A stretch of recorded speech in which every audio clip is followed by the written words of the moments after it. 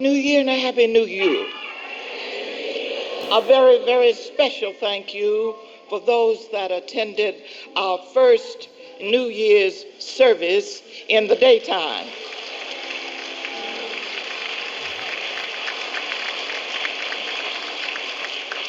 As I stated yesterday, it really was not my idea because I always planned to be away at Christmas and New Year's. And one of the members came to me, called me and said, we'd like to have a service in our own church on New Year's Day. First she said New Year's Eve, and I said, no, we can't do it because the place is rented to Reverend Meeks and his congregation. And then she called, I thought maybe that would take care of it because I'm trying to think about my vacation time. She called me back and she said, well, we'd like to have service on New Year's Day. I said, yeah, well, what time? So she said, you name the time. And I said, well, 1 o'clock. Because I began to think, now, if your own members asking you to come to church, surely the minister got to do something about that. So it was, and I really want to say thank you to this member for calling me saying we want to come to our own church and we want to worship and we want to praise God and say thank you in our own way, because it was a great, great service on yesterday. A great service on yesterday. Yes, thank you.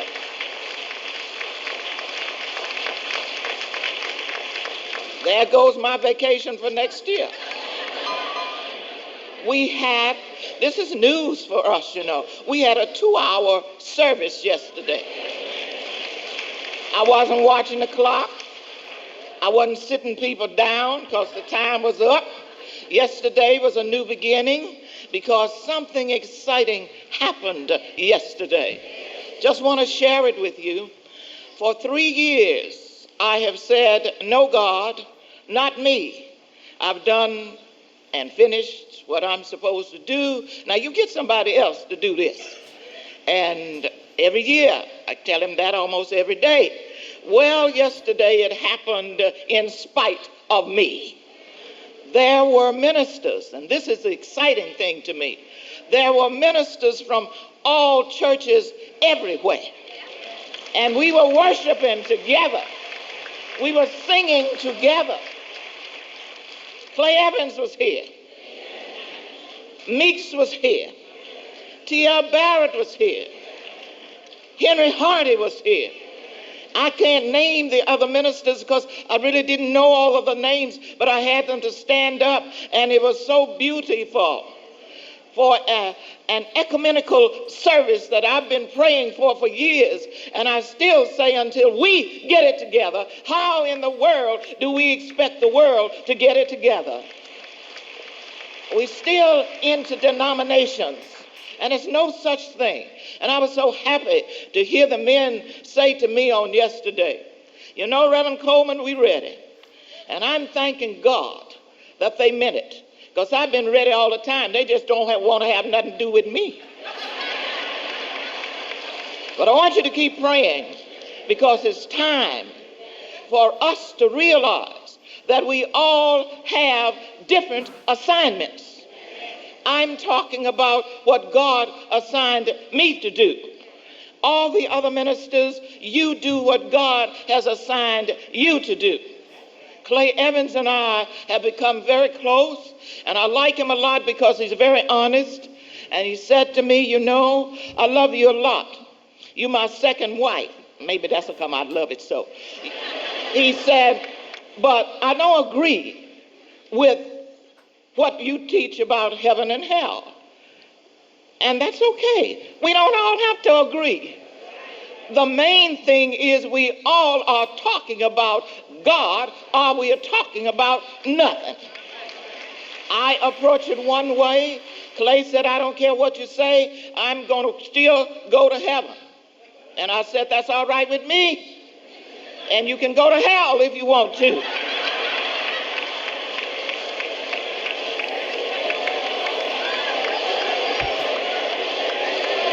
Yeah, I told him that.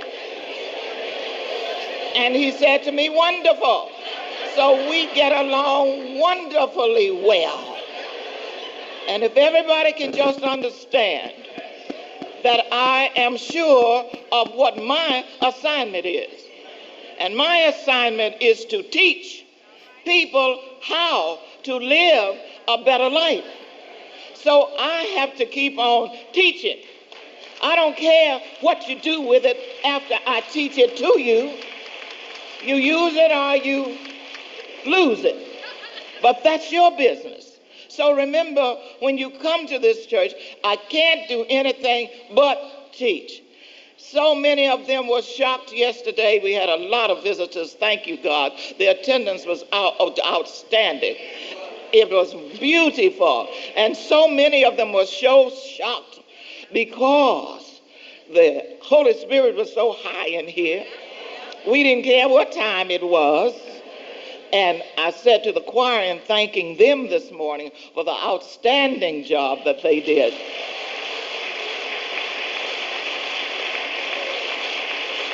That if they didn't enjoy it, we had a good time. We were singing and we were praising God, and LC was singing his solo, and people, we just had a ball yesterday. And to our director, Fred Nelson III, the Temple Ensemble, my musicians, give it to them.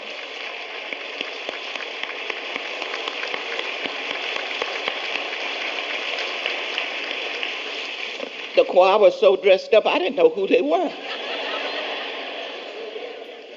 But anyway, I want you to know how excited I am. Well, why are you so excited, Johniie? We've had the 12 powers before, and I can just hear some of you saying, I've been in the 12 powers class. Good. So I don't need any more correction. We all need it over and over and over again until we get it. How do I know when we get it? By the results we show in our bodies, in our lives, in our world, and in our affairs. That's the only way you know you got it. When you got a healthy body, when you got all the things that God has created for you, when you have prosperity in the form of money, when you've got good relationships, when you are an expression of God in every part of your body. And if we don't have it, it's something we don't understand. And I am being very honest. Help me, Jesus.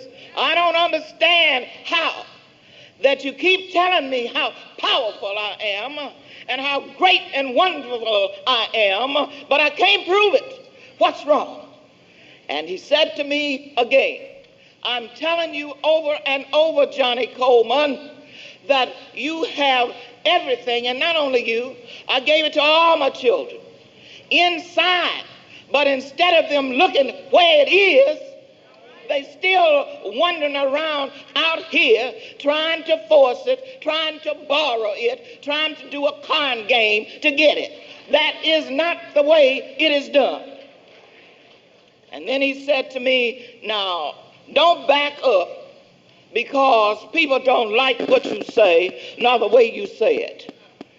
So, ladies and gentlemen, this is a new beginning for me, and I will not change because you don't like the truth. Know the truth, and the truth will set you free. Nobody else cannot give you that freedom. What is it we need to know? 12 men first, in order that people could understand what he was talking about. He said these 12 disciples will represent your 12 mind powers. 12 mind powers. And I want you to listen, and I want you to listen real good. Now, I see already, I don't know whether I'm going to be able to get to strength or not, because faith is so strong. Faith is the foundation of everything. According to what you believe, according to what you received this morning, if you can just stop questioning, if you can just, who are you to question? You don't know enough to question what Jesus was talking about. Just try to do it. And the result, it works. if you work it. We have been talking about the birth of Jesus, and they tell me last Sunday that Winston Johnson walked it.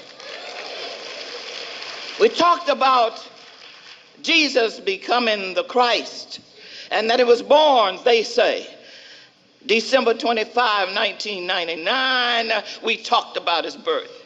We want to again focus on his mission. His mission was to teach and empower people how to use the Christ power. Get it straight in your minds, please. Now, some of this might be entirely new and may be different, and I hope it is, because until you open your mind and accept the newness, you'll forever be wallowing around in that stale stuff that was taught to us by our people, which was wonderful. That's all they knew, so they taught it. Get up out of that and realize that Jesus is still here, speaking through his prophets, speaking through his speakers, telling you the real thing. The first thing you got to know is, what is the Christ? We talk about the Christ here all the time. The Christ is God's idea of himself. What is it? God's idea of himself. The Christ is the Spirit of God, hear me, individualized in man as the anointed one. The Christ, got to say that again, is the Spirit of God. You know what the word individualized means? You know what it means? Of course you do. It's God in every individual, known as the anointed one. What is the Christ? The Christ is individualized as the divine teacher, individualized in each one of us as the only begotten Son of God, living in man as intelligence and power. Christ is life expressing on all levels without beginning or ending. The master teacher said, learn, be taught, get books, read about it, because I've already revealed it to so many, and they have placed it for your convenience. Now, 12 powers are within you, located, and you know they laugh at me, my little funny man, all the time, but I want you to look at the back of this bulletin right now. No, John, I'm going to look at it when I get home. No, look at it right now. We're trying to learn who and what we are. At the top of your head is the Christ. That's why we have a tendency to look up, and that's where they got the thought that we're looking up into heaven. That ain't why you look up. You're looking up because the power is at the top of your head. The Christ or the I am. Do you know what I'm saying? These 12 powers are located throughout your body. The first 6 powers are located in the conscious phase of your mind. There are 3 phases of your mind, and they are the conscious phase of mind, the subconscious phase of mind, and the superconscious phase of mind. Do you hear me? The first 6 powers located in the conscious phase of your mind. And as you study this after you get home, you will understand why these powers work the way they work, because of their location. The last 6 powers are located in the subconscious phase of your mind. You see, the last 6, love, you can count them for yourself and locate them. But remember the Christ, God's idea of himself, all the power there is, all of the presence, all of the everything is located in the top of your head. And the Christ directs all of these other powers. You got it? All right. If I go too fast, too bad. Question: how should the 12 powers of man be developed and expressed? How do we develop these powers now that we know that we have them? They are directed, and I just said it, by the word of God. They are directed by the guidance of divine mind from the top of the head. Now, Jesus was baptized by John the Baptist. And as soon as Jesus, you know the story, as soon as Jesus came up out of the water, he saw the Spirit of God coming down in the form of a dove. And a voice said, "This is my beloved Son, and I am wonderfully pleased with him." I wish it had ended there, but it didn't. But this is encouraging for us. As soon as Jesus was baptized, the temptations came. He was tempted, according to the Bible, 40 days and 40 nights. But he made it. He made it. And if Jesus made it, we can make it too. It was then that Jesus began to preach and teach.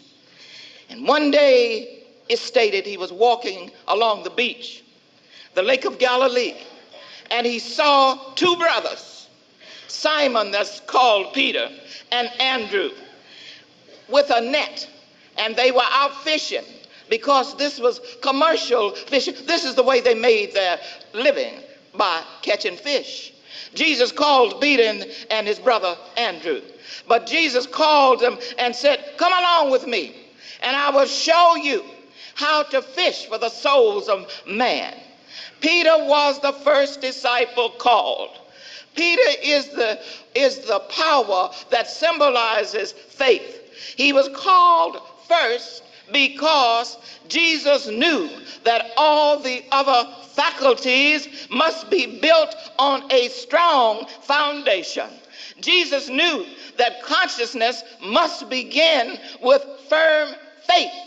According to what you have faith in is what you bring into your life, into your world, into your affairs. If it's good, bad, or indifferent, if you believe in it, you got it. Is that clear? All right, then let's talk about faith for just a minute. What is faith?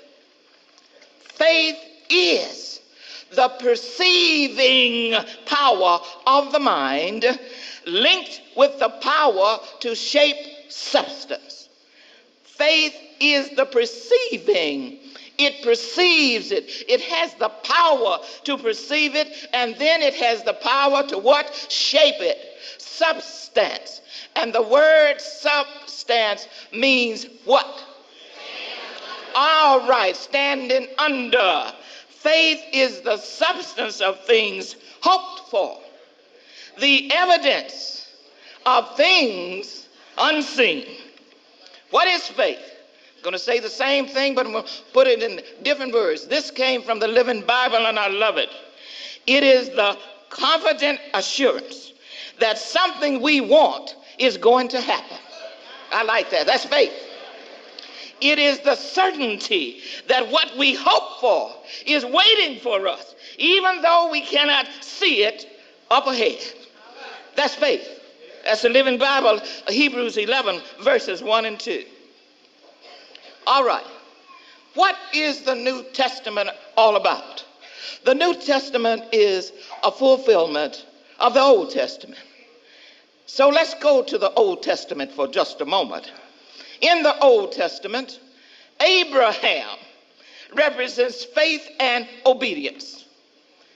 Abraham was tested again and again and again. Why? So that his soul might be strong in faith. That helped me. So I have to go through all these tests, all these experiences, all these challenges, so that my soul will be strong in faith. Let's talk about Abraham. His great test of faith was his willingness to sacrifice his beloved son, Isaac. God called him and he said, "Abraham." And Abraham answered, "Yes, Lord. Take with you your only son to a mountain, and I will show you the mountain. And I want you to take him, and I want to, what do you mean sacrifice my only child? I am saying take wood, build a fire, put him up on that thing, on the wood, take the knife and kill him, making it easy and simple. Abraham said, say that again, Father. And God didn't have any problem saying it again. So Abraham got up real early, chopped the wood for the fire, saddled his donkey, took his son and 2 young men that were his servants. And on the 3rd day, Abraham saw the place and told them, you stay here while I go a little farther. And he took his son, and his son's carrying the wood, and he's carrying the knife. And the son began to want to know where we're going and what we're going to do. So Abraham said, very soon you'll see what's going to happen. He's obeying the instructions that he has received from God. And he found the place, and he put the wood down, and he did exactly what God had instructed him to do. And as he stood there holding the knife, ready to get rid of his only son, the voice speaks again. Abraham, Abraham, lay down the knife, for I know that God is first in your life. Do you know what that is saying to us? Sometimes it calls for you to give up those that you think are so important in your life. You know, as I say all the time, to get to wherever it is I am, and I'm still growing, I've had every kind of experience that you can name. In my growth, when it came time, because I'm an only child, raised by a single parent, and my father made his transition when I was 15. I was as tall at 15 as I am now. Very, very skinny, to the extent that you know how cruel children can be to you, that they called me skinny and any other bad name that they wanted to call me, which means I had to work doubly hard in order to make it.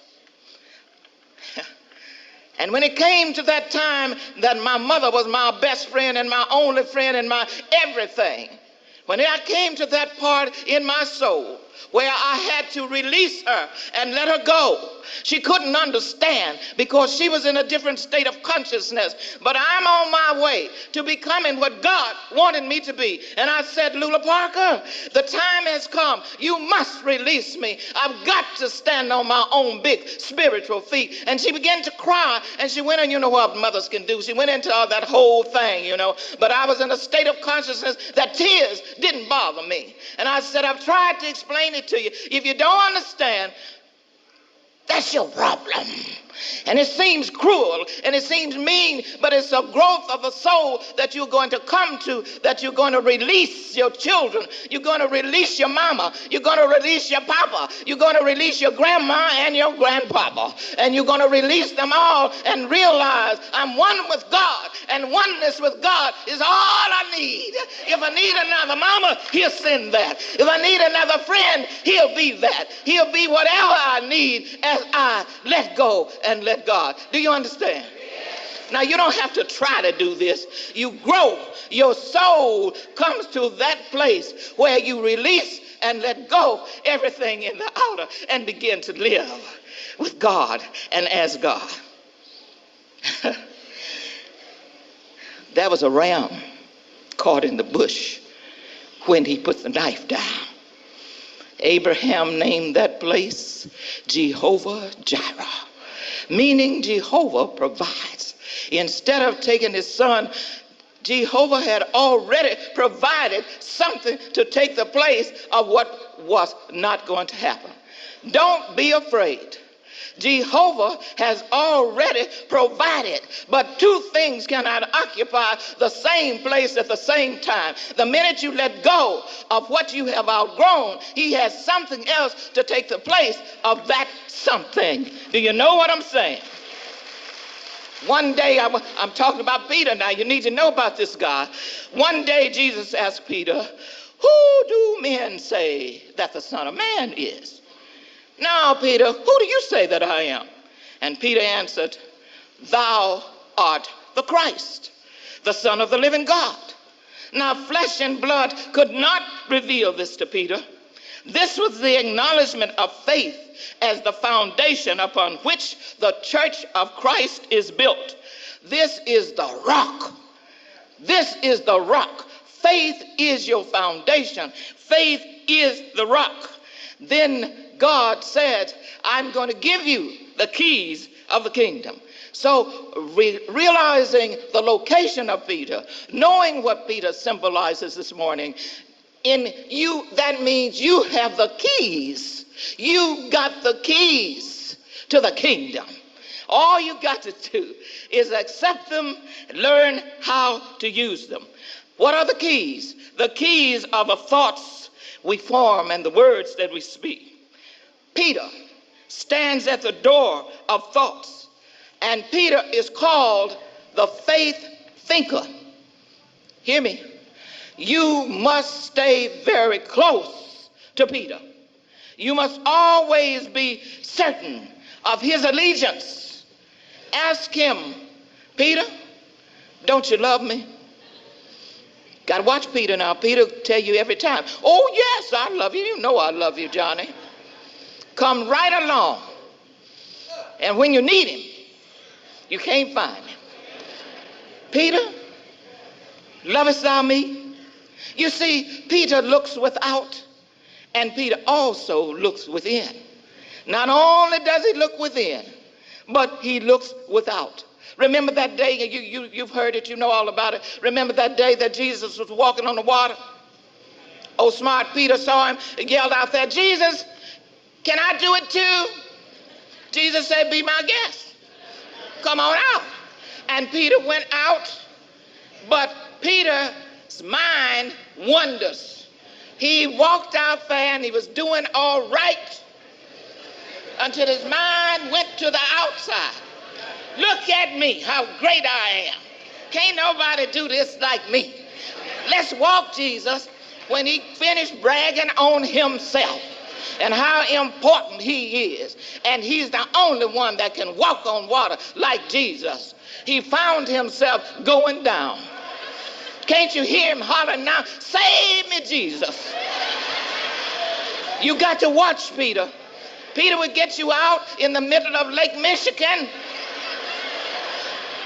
and you call on him, Peter, where are you? I don't even know you. Who are you? Watch Peter. Peter's got to be watched. Peter's got to receive instructions, not once in a while, but every day. Keep your eye on Peter. Make him toe the mark. You must teach Peter to concentrate. Teach him to center himself on true words. It is through Peter, and I want you to get this, that your other faculties, the other 11 powers are fed. It is through Peter. When Peter questions your dominion and tries to dictate to the movements of your other powers, put him in his place. How do I put him in his place, Johniie? By asking this question, Peter, what is that to thee? Follow Jesus. And Jesus again is at the top of your head. Understand now, don't get mixed up. You are not the faith thinker Peter. You are not the faith thinker Peter. You are Jesus. You are Jesus. Peter is one of your 12 powers. Have you got that? Peter is not. Jesus is. Peter happens to be one of your 12 powers. Therefore, Peter must obey the Christ that is within you. Important now. Look at your bulletin again. Locate faith. Where is the faith center? The faith center is located just above the ears, just between the eyes, in the center of the brain. Do you see it? Do you see faith? All right, if you got your pencil in your hand, mark a little something out there and then say Peter, so that you don't forget and know exactly where Peter is.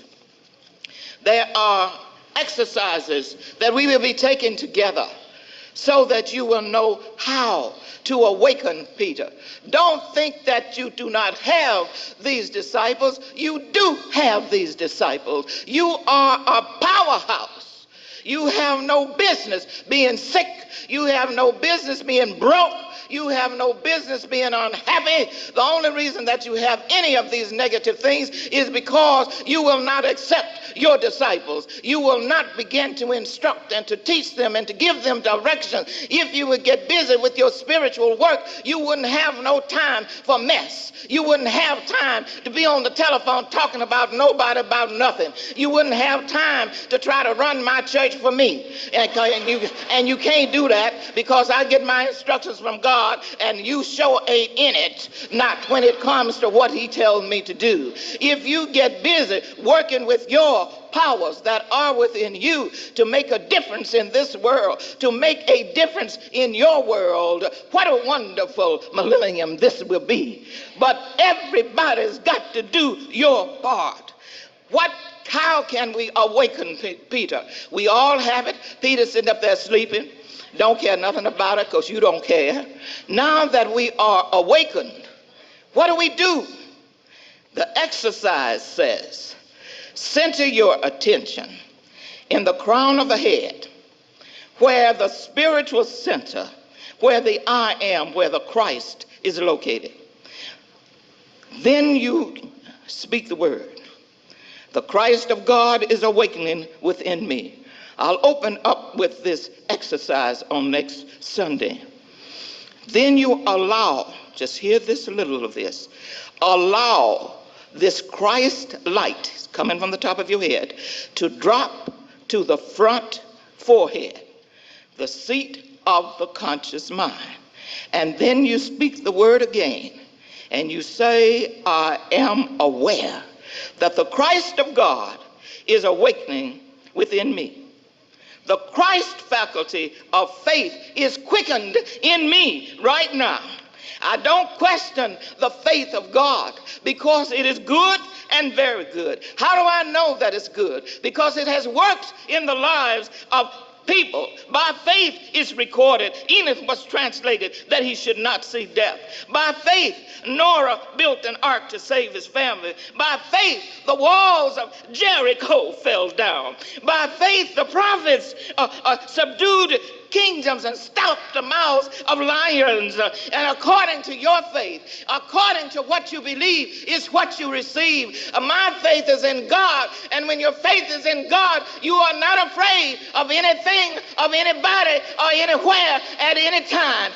Faith, Peter, come forth. Come forth, awake thou that has been asleep. From this moment on, I walk, I talk, I move, I smile, I sing, I jump, I hold up the faith in God, and all is well because I know Peter.